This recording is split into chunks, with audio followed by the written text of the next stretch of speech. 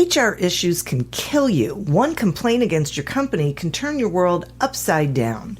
And you spend way too much time dealing with HR when you should be spending your time on making a profit. You should talk to Bambi. With Bambi, get access to your own dedicated US-based HR manager starting at just $99 per month. They get to know you and your business while providing HR expertise and the personal touch you need and want. They're available by phone, email, and real-time chat, so onboarding and terminations run smoothly. Team members reach peak performance, and your business stays compliant with changing HR regulations.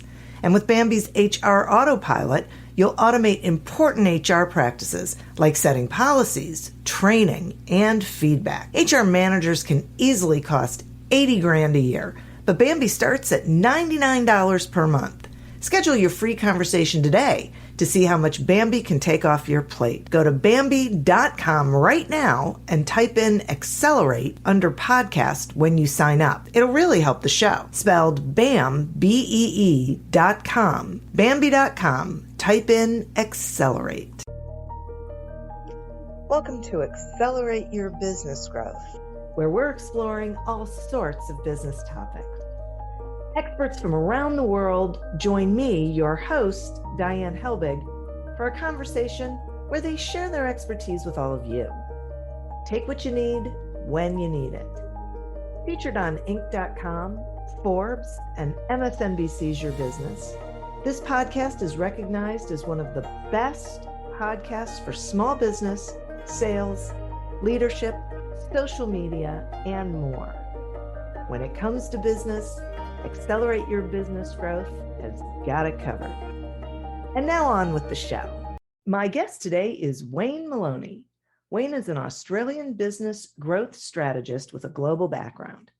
For over 4 decades, he helped a diverse range of businesses in Australia, Asia, and Europe achieve their revenue and profit goals. Since leaving his corporate career, Wayne has spent over 15 years helping B2B organizations tackle their business growth challenges through the application of sound sales and business strategies, developing salespeople, and applying lean principles for sustainable sales success. Thanks so much for joining me today, Wayne. I'm really looking forward to it, Diane. Thanks for having me. Absolutely, I am too. And I want to dive right into this about you talk about personas and archetypes, and I would love it if you would explain what each of those is, please.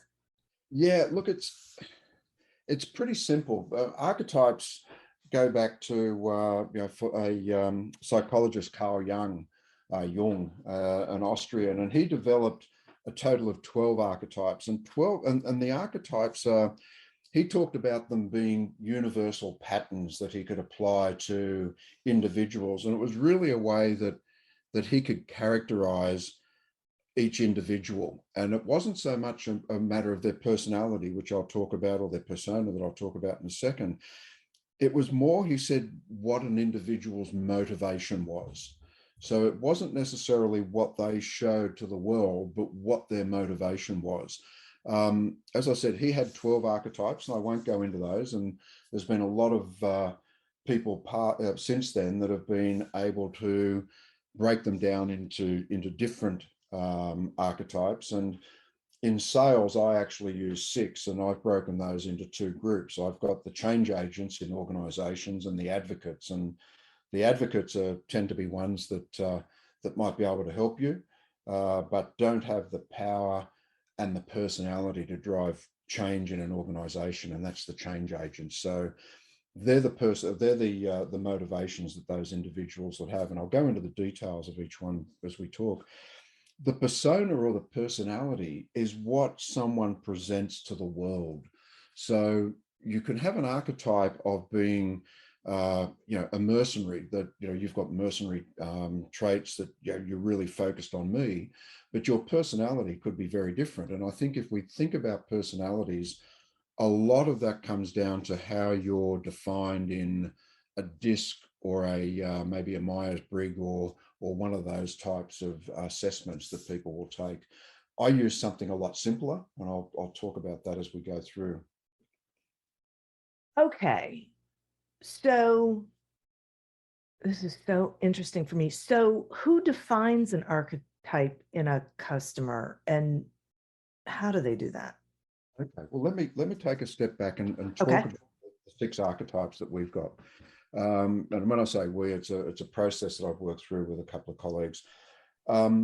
As I said, we have the change agents, and change agents are the people that have got the personality and the power within an organization to drive change, to drive consensus. And we break them down into 3. We've got an inquisitor, we've got a sage, and we've got a champion. The inquisitor is the person that's focused on interrogation. So they're this person that if you put a proposal in front of them, they're going to really dig deep into that and they're going to tear that apart.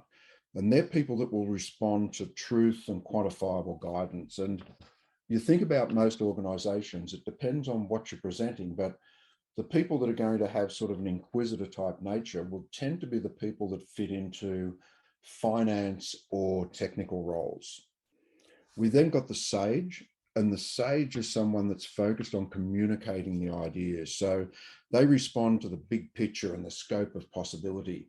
So they're the people that you'll see that are more the visionaries within that organizations, and they tend to be, they hold positions of power, such as general management or even CEO or something of that nature. The one that all salespeople need to get to is the champion. And you can have a champion that's on your side or against you, but the champion's the person that you need to identify that focuses on getting the job done. And they're looking at organizational success, they're looking at methodology of delivery, they're looking at making sure that what's implemented is going to actually deliver the job. So if you're working in a sales environment on a complex sale, you need to have a champion on your side. Now, how do you identify them? It comes through observation. A lot of those people, you can imagine the inquisitor is the person that when you put a proposal in front of a group is going straight to looking at the technical side of it. They're looking at the numbers and they're going through, and the first thing they're doing is trying to see if they're correct. The sage is the person that's looking at it on a bigger picture. They're the guys that would look more at the executive summary than they would at the detail. And the champion's the person that's sitting back and observing what's happening. And they're the person that you need to identify because they've got the power to make things happen. So they're the 3 they're the 3 archetypes that are really critical. But we've also got people within those archetypes that we look at when you work in an organization. You've got the mercenaries. And I think we've all come up against mercenaries in sales, and they're the guys that are focused on, and girls that are focused on what's in it for me. And they respond to vanity, to personal advancement. And you can identify these people because the questions that they put forward to you are ones that are looking at not the bigger picture, not what's in it for the business, but where is it making sure that they're safe. And then you've got the accomplice, and they're great because the accomplices don't necessarily have power, but they're the people that want to talk to you. They want to help you. They want to help you find the right people within the organization to move forward. They don't have the power. They don't have the personality to be able to make the change, but they can introduce you to the right people. And the last one that we've defined is a messenger. And a messenger responds to gossip. They respond to being in the know. And I think we all know these people. I think it was an American term I talked about, the chat around the water cooler. These are the people that want to be in control of information. And they can be a great asset to you because they can, if you get on the right side of those people, they can provide you with information, but you can always use them to put information back into the organization as well. So that's the 6 archetypes. And I've covered them a little bit deeper than I intended when I answered that question, but I think I've sort of looked at how you identify those people. And who identifies it? It's the sales team. And it's very difficult as an individual in some cases to identify these people. So it is a team effort when you're working on these larger complex sales that you might be engaging so many of these individuals. I'm so glad that you went a little deeper, because I have to tell you that the champion and the oh shoot, what was the one, the accomplice? Yeah. Yeah, I really appreciate you breaking those down, because I would have thought that the champion would be the accomplice. So Well, that, you can have a champion that's not on your side, where an accomplice will be, ah, right? So you can have a champion in an organization that's anti you. yeah, And you need to make sure that, if you can't win a champion over, and the champion within that organization is dead set against your business, against your proposal, against the value proposition you're putting forward, and they're in favor of someone else, you're going to really struggle to get your ideas, to get your proposals, to get your thoughts taken seriously within that organization. You might get you might be able to put news out there, information out there through the messenger. You might get the sage that's communicating the idea, and you might have the inquisitor that's digging deep and saying, yeah, this all looks good.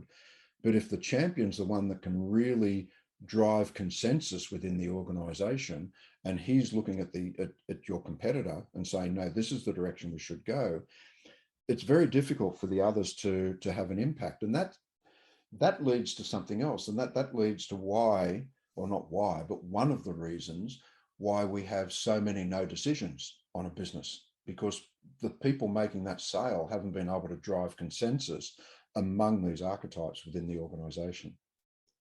so I was just going to ask you about that. I'm so glad that you brought that up. So, is it possible to turn the champion around, or create a situation where they have less influence? Yeah, absolutely. And you do that by,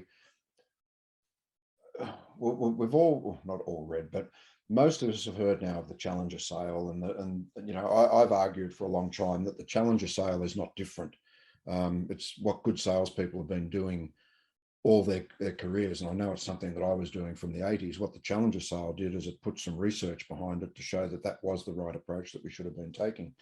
And we know within that they were talking about 5, 6, 7 decision makers within a major deal that you'd be going with.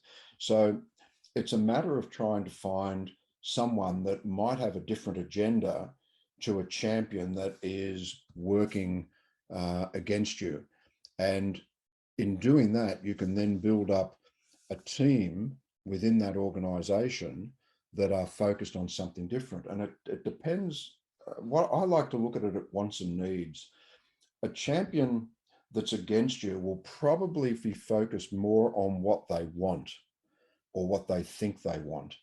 Whereas a champion that you're working with, you need to work with them to understand what they need, because what they want and what they need may not necessarily be the same thing. I don't want to delve into a book that I've written, but in that we talk about we have someone that's working through a sale of a security system into a large financial institution, and all the anti-champion, if you like, what thought they wanted, or what all he was focused on was a firewall, effectively.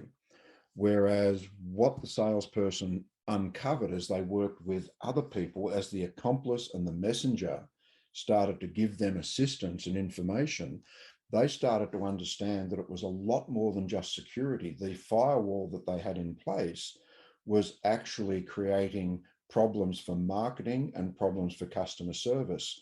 So over a period of time, they were able to change the value proposition from just being keep the bad guys out, but it was keep the bad guys out and learn from the good guys that you're dealing with as well. So that they turned that champion around by moving the goalposts effectively and saying, okay, this is not just about security. Yeah, so I love that whole concept, because I think a lot of times what people forget is that a lot of complex sales really impact a lot of different areas of an organization. And so there are going to be a lot of different players and different needs. And a lot of times the organization doesn't realize the impact that's going to come from whatever the decision is that's made. And Diane, just as an example of that, and it's a very simple one, but many years ago, I was working for a telecommunications company, and we were trying to replace the basic service provider that they had in place at the time. And this was a large cruise line, and I couldn't get any traction at all. And this was when all the telecommunications, regardless of whether it was voice or data, largely fell under the CIO. And I couldn't get any traction with him at all. And he was, I won't say he wasn't he wasn't anti, but he just didn't see a need for change. And whatever we did, we just couldn't get him on side. But we were developing at the time the first true virtual private network that could be deployed. So we were starting to move not towards cloud, but that more cloud similar type services.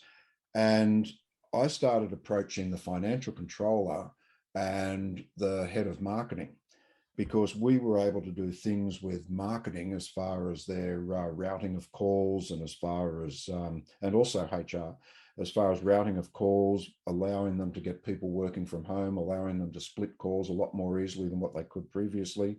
We're allowing them to come up with vanity numbers that they couldn't do with the current supplier. And I was able to turn that guy around, because what I basically did was understand what these people wanted. I fed that back into him and allowed him then to take that to management to say, this is what I can do with telecommunications. So I set him up as the winner. Right. But I did it by learning more about what the rest of his business wanted, where he within the business was seen purely as the CIO, and they weren't sharing that sort of information with him. So I won that by turning the champion around through my accomplice and my messenger, helping me get to those other people and understand more about the business effectively than what the CIO did, because he was so focused just on that, the telecommunications, data communications, and the IT space. Yeah, that makes a lot of sense to me. And are there archetypes that are more important than others? Yeah, well, pretty much as we've spoken about. The mercenary is very important, because you've got to sideline that person. And the inquisitor is extremely important, because they're the ones that are going to look and find any little problems in what you're putting forward, and they're going to dig that down. So, you need to be able to make sure that you're authentically building trust with that person. They want quantifiable evidence, they want the truth. So you need to work with that person to be able to provide that. The sage, I say, is not as important, but the important one's the one we've been talking about, and that's very much the champion. And in people that I work with, in businesses that I consult with, and salespeople that I mentor, I focus very much on the champion, and along the lines that you and I have spoken about a little earlier, that if you've got no way of winning over a champion within an organization, you need to question very, very strongly of whether you should be putting your time and effort into that opportunity. Are you better off going somewhere else? I had when I worked for Australia's second carrier, Optus, we had an opportunity to bid on a full network for, I can talk about it now, it's a long time ago, for Qantas. And the initial analysis that I did said that we should no bid it, but strategically the business decided, no, we can't be seen not to go after this business. I had some good contacts there. The CIO, he was very much an inquisitor. Or no, he wasn't actually. He was more an accomplice for me, because he didn't have a whole lot of power to make change. But I also, at that time, understood that there was a very close relationship between the CEO of Qantas and the CEO of Telstra, who we were bidding against. And we worked on this bid for 18 months. And I learnt later from the guy that was my accomplice that the technical team put our proposal forward on a number of occasions, and it was rejected at the C-suite on each occasion, and the final decision was made CEO to CEO. And it was because of the business that these guys were doing together. They had joint, they had joint Visa cards. There was the Telstra Qantas Visa card. There was enormous amount of people within Telstra traveling with Qantas all the time. So there was decisions made outside of the technical. So, that person there, the champion, was very important, but we would never have got to the champion because those decisions were just made, as I said, at that CEO level, and they were made outside of anything to do with telecommunications. So as long as the proposal that was put forward was acceptable and wasn't going to be negatively impacting their business, they would go that path, and we were unable to get to that champion. So Right. if we had a champion, if we'd had those business connections, we would have been in a better position. So yeah, in answer to the question, are some more important than others? It's important to understand them all, but some are more important than others. And that's the champion, to me, the champion, the accomplice, and the inquisitor are the three that I really look for when I'm working in an organization. And I need to understand the mercenary, because they're the ones that, they're just in it for what's in it for them. And that because of that, they can derail a proposal or an opportunity out of sheer bloody mindedness. Yeah. This episode is brought to you by Klaviyo, the platform that powers smarter digital relationships. With Klaviyo, you can activate all your customer data in real time, connect seamlessly with your customers across all channels, guide your marketing strategy with AI-powered insights, recommendations, and automated assistance, deliver experiences that feel individually designed at scale, and grow your business faster. Power smarter digital relationships with Klaviyo. Learn more at klaviyo.com/Spotify. That's KLAVIYO.com/Spotify. Welcome, change agents, to your go-to place for stories that ignite your spirit, fuel your purpose, and connect us all. We believe in the incredible power of the human spirit, its boundless resilience, and the inspiration it brings to our lives. On the Driving Change podcast, we'll journey together through the extraordinary yet very relatable experiences of some of the most amazing people on earth. Our mission? That through these stories, we might just spark change within you and awaken a newfound motivation to harness your unique gifts to make a real difference in the world. So get ready to be inspired and join us on this incredible adventure. You can find the Driving Change podcast on Apple Podcasts, Spotify, iHeartRadio, or wherever you love listening to your favorite podcasts. Well, so how does the persona and the archetype play together? Like, how does someone understand both of them? Because if I understood you correctly, the persona is like how they show up, right? But isn't necessarily how they're wired. That's right. Yeah. And that's a good way of putting it. But if you think about it, as I said, Disc and Myers-Briggs tends to identify the personality of an individual more. But and this, I get some people say, "Oh God, that's so trivial the way you look at it."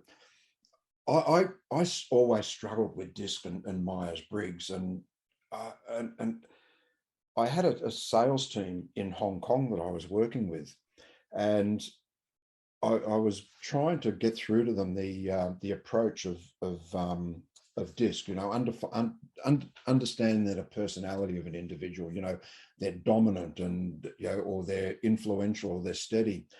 And one of my sales managers took me aside, well, not took me aside, but we were sitting down over lunch one day, and he said, "I've never really thought about these personality types, as you explained it. I haven't thought about them as being Disc or that." He said, "In China, everyone's an animal." And I sat back and I said, "Hang on, everyone's an animal." And I said, and I've got a strong background in Asian culture through my martial arts experience. And I said, "You're right. Some of the training that we do in martial arts, we talk about, we might have a snake move or different things like that." And then I thought about the Chinese horoscope, and I said, "Okay, well, let's sit down." And literally on a napkin over lunch, we came up with 4 personality criteria, or 4 personality types. We had the owl, and the owl was the academic, if you like. He was the person that, if you were working with them, they weren't gregarious, they'd sit back, but they were all very academic. We had the dog, and the dog was the more faithful one. And they were the person that was out to please. And we had a monkey, and the monkey was the outgoing, always wanted to be talking, cracking jokes, doing those sorts of things. And what did I have? I had the owl, the monkey, the dog, and oh my God, I've forgotten my last one. Let me come back to that. But Okay. I broke it down purely to those 4 animals. And you know what? It worked really well, because people didn't then need to go through and look at, oh, is this person a disc or whatever? It came across very clearly with people as to what that personality was, because you know, you look at it, and if someone's jumping around, I'm exaggerating a bit there, of course, but if they're jumping around and, you know, they're gregarious, yeah, this is great, let's get down and talk about it, let's go out and have a drink about this or chat about it over a coffee, they're your monkey. You know, and I've made lists of, and they're not that dissimilar to what's been put into DISC, of how you deal with each of those people, and how you sell to them, and how you work with them. So I found that much easier than going through sort of DISC profiles or something of that nature, because it just came natural to me. You know, I look at my kids, I've got a monkey, I've got an owl, and I've got a dog.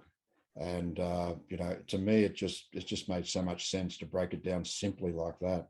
And that became, to me, that became the personality types of individuals. So, you know, you can have a champion who is quite gregarious, which makes them puts them into that sort of monkey stage.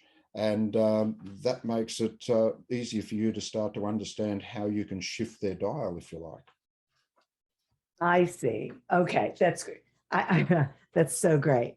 So that makes so much sense to me, and I love the animal thing, because I get that, and I struggle with DISC, because while I get it, I don't think about it when I'm engaging with someone, but I do. I think we all go through a process of assessing, you know, who they are, what they're like, what their mode is, so to speak. So yeah, it's like about that. Yeah. And sorry, I cut across you there, but the other one, which is the obvious one, and it's too early in the morning for me, is the lion. And all too often you will get champions that are lions. But yeah, what was interesting, I was teaching this to part of my coaching with an organization when we're working through this. And I then, at the end of this, I say, okay, well, let's pick a large large business that you've worked with, and let's look at each of these individuals and who's your champion, and, you know, what persona have they got? Are they a lion, a monkey, a dog, or an owl? And there was a girl in the group who was an extremely good artist, I guess. And she started drawing these people with the head of a lion and the body of a monkey. And because she said, well, they're not quite either. I see this guy as this. And that just, it was great for the rest of the team, because that just showed them that, yes, a person might be largely a lion, you know, the dominant one, the leader of the pride, if you like, but they're also got that, I want to get out and, you know, I want a party type mode. So that was really good. And I think you can't look at these things in isolation. You know, we put on different personalities at different times, depending on what we're presenting to the world. And a lot of that could be very much based on what's happening in our own lives or what's happening in the business at a certain point in time. Exactly. Right. Yeah. I worry about pigeonholing people too much, because I think it can lead to disinformation, you know, not communicating with them effectively. Yeah, exactly. Yeah. That's spot on, Diane, the way you look at that, for sure. Yeah. Yeah. It's so interesting. So, how do you suggest that salespeople get that power-based perspective of all the stakeholders? So earlier you said, you know, it takes the whole team. Yep. Is there some sort of process? Is there, you know, a system that you think works fairly well for figuring out who's who and what's what and how to proceed? I use a thing that we call people mapping. And if you just imagine a quadrant, a vertical line and a horizontal line, and the vertical line, call it influence, and the horizontal line, call it relationship. And plus at the top, plus at the right, minus at the bottom, minus at the left. And what you need to be doing is, as you identify these people, you place them on the map as to where they sit, how's their level of influence, and what's your relationship with them. So if you start out, for example, and you've identified the champion that you need to get to, but your relationship with them is low, you would put those initially in the top left corner. The top left corner is low relationship and high influence. And your job as a salesperson is to move the dial, shift the dial so that you're moving that person into the top right quadrant. So you're always repositioning people based on the amount of work that you've done with them through the sales process, so that you're identifying these people. If you've got a champion that's very much fixed in that top left, where they've got the influence, but you don't have the relationship, and you can't move them to the right, that becomes very difficult. And some of the way you might look at doing that is by engaging them with people that associate with their personality a lot more than what you might. We've again, just referring back to my book, we had a girl in that was very much a monkey, and she was great at engaging with people that had that same sort of personality, and through that was able to build the relationships and start to move people into that the right hand side of the quadrant, into the higher relationship level for people that had similar personalities to what she did, in exactly the same way as I was never a technical person from an IT perspective. And I basically would win deals based on what we could do for an organization. And then when they'd want to start to look at the technical aspects, I'd effectively get my tech support guys and lock them in a room with their technical people. I'd go off with their, with the guy that I'd built the relationship, and we'd have a good time at the cricket or something, and leave these guys to do the things that they really enjoyed, was get down to the sorts of things like uncovering what was happening. So they were going through their owl stage at the time, if you like, and their dog stage, while we were off doing our monkey thing. Oh my God, I love that.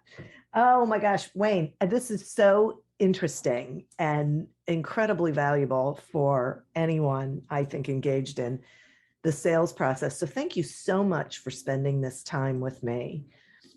Will you tell the listeners how they can find your book, how they can, find you, whatever you've got going on that you think they should know, please? Yeah, look, that's great. Look, I think, we're all on LinkedIn these days, and that does tend to be a great way to communicate and a great way to connect. So anyone that's listening that wants to hear more about what I'm doing or follow some of the things that I share on LinkedIn, send me an invitation. It's Wayne Moloney, WayneMoloney. They can jump on my website, which is waynemoloney.com, or they can simply send me an email to wayne@waynemoloney.com.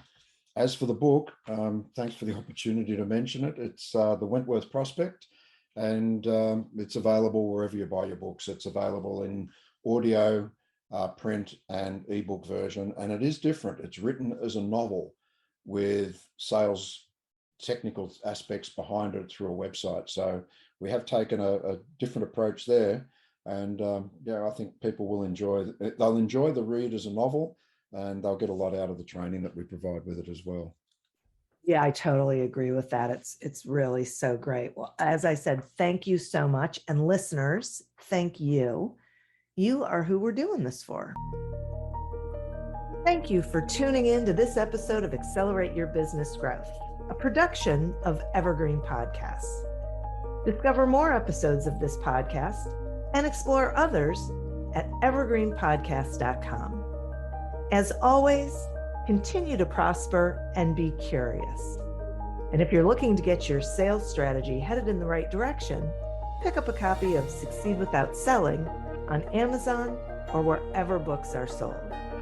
Until we meet again on another episode of Accelerate Your Business Growth, goodbye and good day. The world's best-known investor and Wall Street expert Warren Buffett once said, "Wall Street is the only place that people ride to in a Rolls-Royce to get advice from those who take the subway." Mr. Buffett's quote is remarkably accurate, but how many people would rather receive advice from him than someone simply guessing? Welcome to Buy, Hold, Sell, your single source for Wall Street knowledge and profitable guidance. Please join me, Todd Schoenberger, and fellow trader Tobin Smith, as well as host Veronica Dudo, for a podcast known to move the needle for investors. Tobin and I are seasoned Wall Street executives with deep investment experience, and we are prepared to share our advice to those who choose to listen. Download Buy, Hold, Sell today on the Evergreen Podcast Network or your favorite podcast channel.